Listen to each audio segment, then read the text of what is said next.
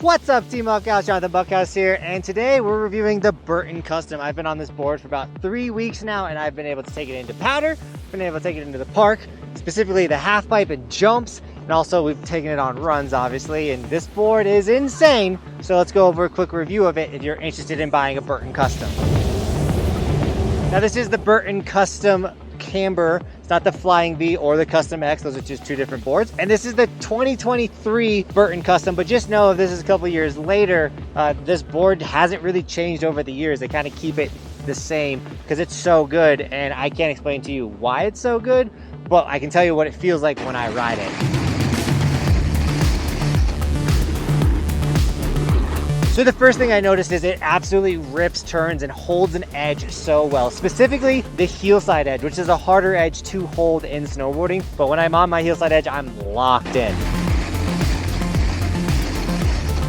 Also, the transition period from like heel side edge to toe side edge, it's just quick, it's smooth, it's just so buttery. Nothing about this board is chattering or shaking. Like, it is just a great carving snowboard. Then we took it in the powder. Now normally camber boards or twin shaped boards, like, they struggle, but Burton has this like kind of a bigger nose, so when you're ripping through the pow, it helps break the freshness and like you can just turn it really good. And in the powder, this thing ripped. I felt so strong and so confident ripping through the pallets, every turn's jumping and landing. I was like, dude, this board is dominating these conditions. So highly recommend the Burton Custom still on a powder day. You don't need to get like a crazy powder fishtail board. Like, the Custom is gonna just rip the powder just fine for you. Now the park, if you want to take it in the park, you absolutely can. It's a twin shape directional. Once again, it's got that bigger nose, but when I'm riding it switch, I can barely tell. So when I'm charging into a rail switch, like, it still feels like a normal snowboard to me. Or if I'm charging big jumps, like, I can't really tell at this point.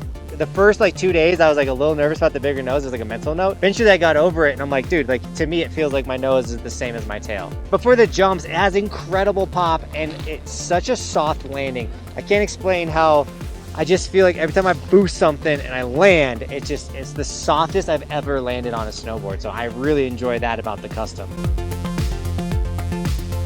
A perk that a lot of people don't think about, but the Burton Custom has a great top sheet to slap stickers on. So if you want to snag an Evolution sticker, they're linked in the description, and you get those stickers all over the top of the Burton Custom. That's just like the best bonus of this board. Whoa!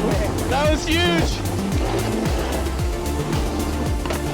But honestly, this board dominates. Now, Burton did send me this board for free, but they did not sponsor this video. I was just like, you know what? They sent me a Custom, I'm gonna make a review. But there is a Burton Custom affiliate link in the description. If you do want to snag the board, consider snagging it through that link. It does support the dream, but also, I'm not lying, like, this might be like one of the most favorite snowboards I've ever ridden, especially like with me wanting to do bigger tricks this season and go on jumps. Like, I'm on a board that I feel confident in, that's gonna take me to like another level of snowboarding. And if that's someone like you, do it. If you're getting into snowboarding and you're like, maybe it's gonna be too much of a board, I don't think so. I think you could be an intermediate rider, jump on the Custom, and absolutely dominate. If you're a good snowboarder and you want to become a great snowboarder, the Custom is definitely a board you should jump on. Now, I haven't rode the Burton Custom X, but that's a lot stiffer of a board. This board is stiff, but it's light and it's powerful. So even though it's a stiff board, because it's so light and because it's so powerful, that stiffness is okay because you're getting so much power out of it. But I feel like I can tell this board to do what I want it to, and it just does it, which is really cool. But I couldn't imagine being on a Custom that was stiffer than this board is stiff. Does that make sense? Now, I don't normally do gear review, but when I do, it's stuff that I'm actually riding. So once again, I like this board a lot. If you want to get a really sick snowboard, this is a great one to get. Linked in the description with that Team Buckhouse. Thank you so much for shredding with me today. And as always, thanks for watching. Keep evolving. We'll see you tomorrow in another video. It is daily on this snowboard channel.